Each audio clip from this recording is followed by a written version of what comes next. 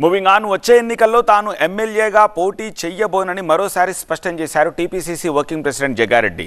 తన నిర్మల ఎమ్మెల్యేగా పోటీ చేస్తారన్నారు. రాహుల్ రేవంత్ చెప్పినా తన నిర్ణయం మార్చుకోనన్నారు.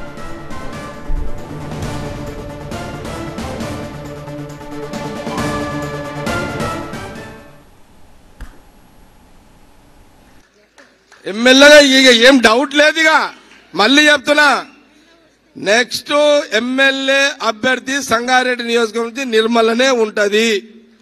మళ్ళీ చెప్తున్నా, ఇంకా 3 ఏళ్ళు ఉండవచ్చు. అయినా సరే నెల 2 నెలల ముందు లేదు సీఎం రేవంత్ రెడ్డి పిలిచి లేదా రాహుల్ గాంధీ పిలిచి నువ్వు పోటీ చేయని చెప్తే మళ్ళా సార్ చేంజ్ చేస్తాడని అయితే మీరు కలలు అనుకోకండి.